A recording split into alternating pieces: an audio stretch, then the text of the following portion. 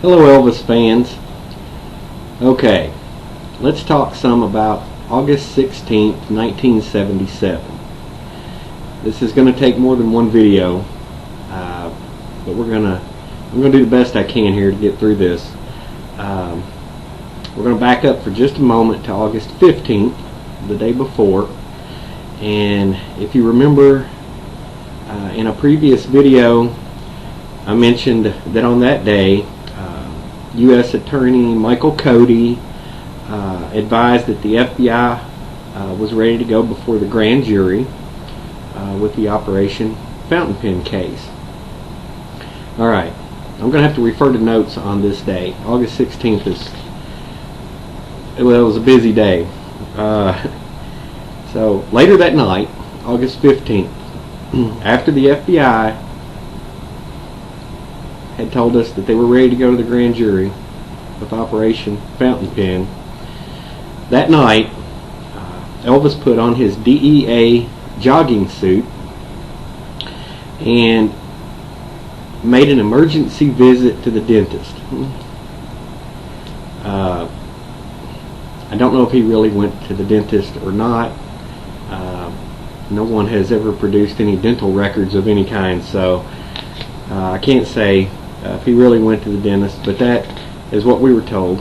He went to the dentist in his DEA jogging suit. And we're told that he returns to Graceland between 12:30 and 1:30 a.m. and there are pictures of Elvis coming back to Graceland in his DEA jogging suit, and one of those is labeled as it has shown up in newspapers as the last picture ever taken of Elvis alive. So about 4 a.m. Elvis calls Billy Smith and Billy's wife to join him and Ginger in some racquetball. So they went out to the racquetball court, played some racquetball. They said for about an hour. They said during the game Elvis smacked his leg really hard with the racket, and it left a knot on his leg, but nothing about that was mentioned in the medical examiner's report. About 5 a.m. Elvis sat down at the piano that was in the racquetball room and sang some songs after the game. Everybody said he was in good spirits, having a good time. And then about 6 a.m. Elvis and Ginger went up to the bedroom where he changed into his pajamas. Most reports say they were powder blue pajamas, but not all reports. We have also been told they were yellow. I don't know. But anyway, they went to the bedroom and they watched TV and read for a while. At about 8 o'clock in the morning, Elvis told Ginger he was going into the bathroom lounge area to read. He had a lounge chair in there, a black leather lounge chair, and he did a lot of reading in there. Now, it's important to note here, considering what we're talking about, that Elvis's bathroom did have its own back entrance that led downstairs, and you can see that in the blueprints to Graceland. About 9:30 in the morning, Elvis signed for a special delivery letter from Paul Lichter. We do have a copy of this receipt with Elvis's signature on it. Now this was unusual. Elvis had a whole entourage of people that lived at Graceland, and very seldom was Elvis even up at 9:30 in the morning. He stayed up all night and slept all day. But on this day, he signed for this letter at about 9:30 in the morning. At about 10 o'clock, about 30 minutes later, Elvis was seen getting the newspaper off.